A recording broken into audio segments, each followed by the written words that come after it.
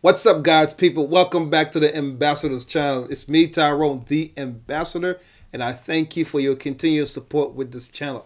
For those of you, if this is your first time watching, thank you also as well. Do me a favor, go ahead and watch this video all the way to the end. Don't forget to hit the like, share, and subscribe button. So I'm very excited about this week's topic because we are going to be talking about spiritual death. What is spiritual death? Is it a real thing? Or is it just the most logical answer to a difficult question? Whenever we talk about the need to be reconciled and redeemed back to God through Jesus Christ, we always explain to people that it's because we died spiritually. But what does spiritual death really mean?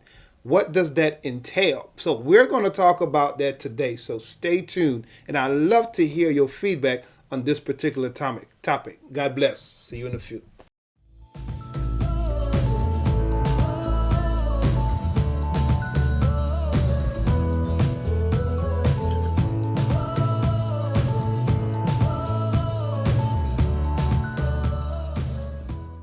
All right, let's go ahead and start talking about what is spiritual death. Is it real? Is it imaginary? Is it something that's made up?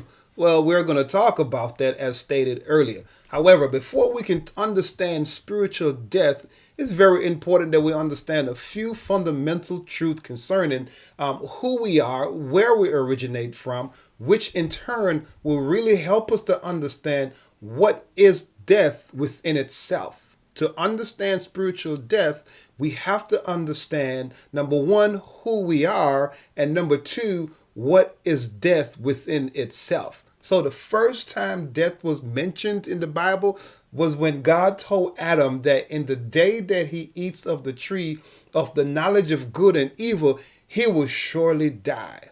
That's what he said. It will surely die.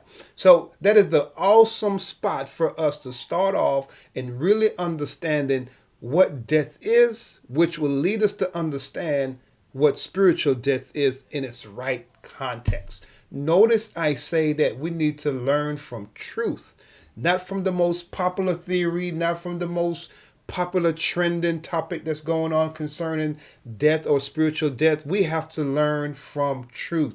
And there's no other source of truth on this planet that is more important than the Word of God, because that is absolute truth. The truth is that we are created by God to be in his image. We are created by the eternal God to be in his image and in his likeness. Let's hear what Genesis chapter 1 and verse 27 has to say about this particular topic. So Genesis chapter 1 and verse 27 says, "So God created man in his own image. In the image of God, he created him. Male and female, he created them." And then we flip on over to John 4 and 24. And there John let us know that God is a spirit. Now, if God is a spirit and God is eternal and he has created us to be in his image and in his likeness, that would mean we are eternal as well. We are spiritual being in a natural body. We are a spirit with a soul created to live for an eternity. Think about that for a minute. Now, if we were created to live for eternity, that would mean death in itself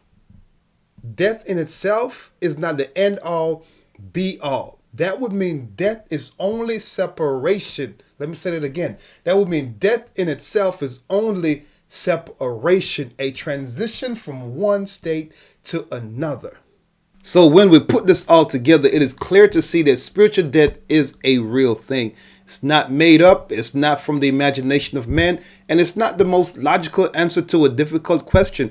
It is absolute truth. We died spiritually. So here is what spiritual death is. Spiritual death is separation from God. And separation from God is separation from one's true purpose and meaning in life. Let me put this another way that you might be able to understand it just a bit clearer. Spiritual death is separation from one's true purpose and meaning in life in God. To the point we become increasingly unresponsive, insensitive, resistant, and disobedient to the things of God, continuing to deny our true identity in him. Remember when Adam and Eve sinned against God? What did they do? The first thing they did was hid themselves. They was hiding because they was no longer in that place of complete communion and fellowship. There was a transition that took place because they died spiritually.